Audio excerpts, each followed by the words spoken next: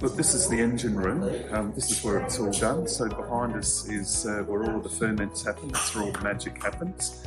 And then, follow me, once we're done, we finish the malolactic fermentation in here in the barrel shed.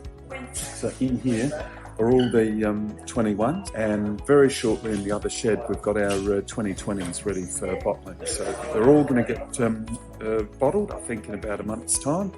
Very busy day today because I'm signing off on labels, signing off on boxes. It's a lot of fun.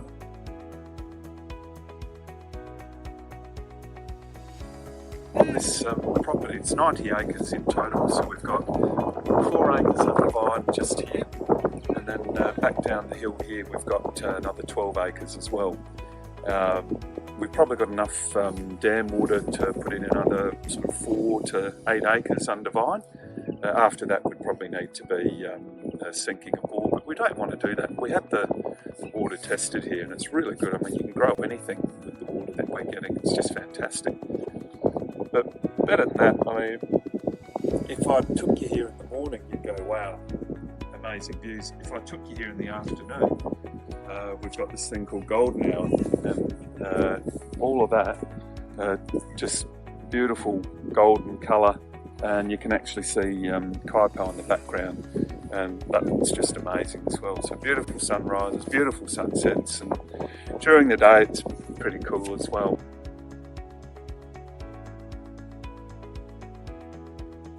Our winemaker, when we get into the growing season, we do chem analysis weekly, sometimes twice a week, so that we're measuring very carefully. Yep, our sugars are almost there, but so he's never interested in the sugar because he said, no, everything always gets ripe here, and he's right. The figure he's looking for is the achieving a TA. He's actually looking for natural acidity so that he doesn't have to do any adjusting at all. So I have to bring in bunches from block 3, block 2, block 1 and block 4. Now sometimes he hasn't seen what's what, but he'll be munging on that fruit and he'll go, oh yeah, that's block 4, that's coming along really well. And that's got to be block 1. And he's only set foot on this vineyard once, but he's very familiar with the fruit and how the fruit's looking. It all starts out here. This is where we really focused at Vintage, making sure that our craftsman gets exactly the fruit that he needs so that he can make the wine that he does, and we're pretty happy with what he's doing so far.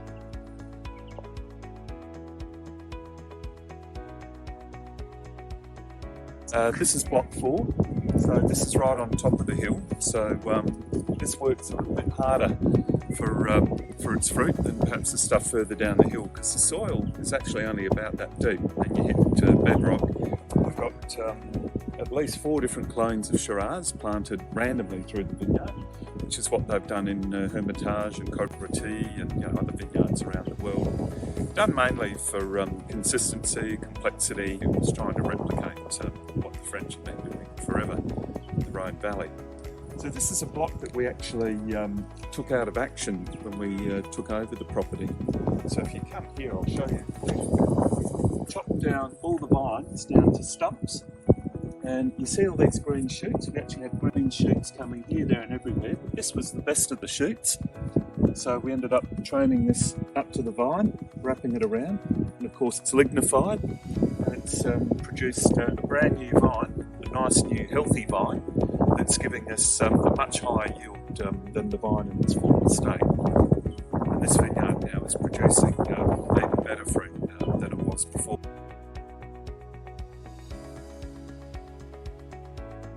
When you're looking out over here, straight post to post, only has 2 vines in it, so we're missing 2 slots. So Dad will this season let a couple of canes grow out of that, and then he'll actually bury it in the ground, bring it up, and rather than putting a new plant next to an established root zone, you're actually using the root zone of mother plant.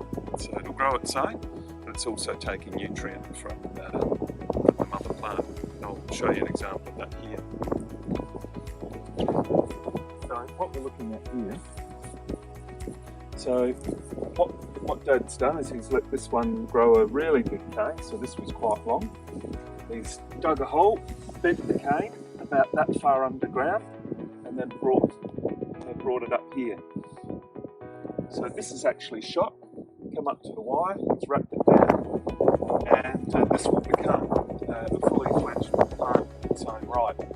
So in doing so, rather than digging a new hole and having the root zone there, which would be quite big, taking all the nutrient, this has actually got its own root zone that's just starting to become established, but it's also taking nutrient from the plant as well, from the mothership, so to speak.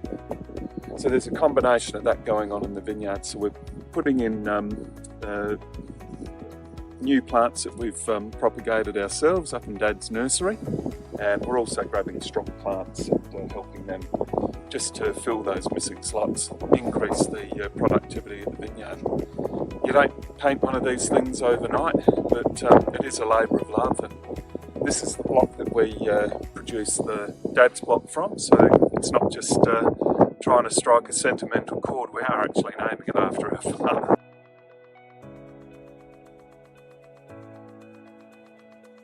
We're still bringing fruit in from McLaren Vale to make our McLaren Vale reds. And the longer term plans, I've got a couple of people I'm chatting to now, we're going to do some fruit swaps, and we'll probably have a Fiano, or we might have a Chardonnay or something else on the agenda, and that'll all be under the Mad Moment label. The Mad Moment label for me is that we're going to have a little bit of fun with all source fruit from off the reservation. But the only two wines we'll always make from here is the Pot 4 and Dad's Block.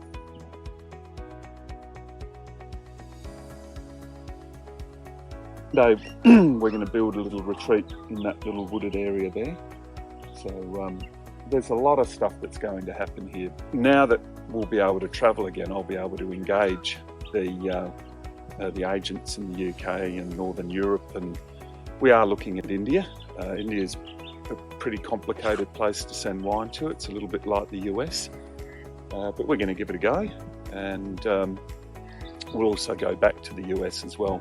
I think China's off the menu for everyone at the moment until the politicians and what have you start talking again.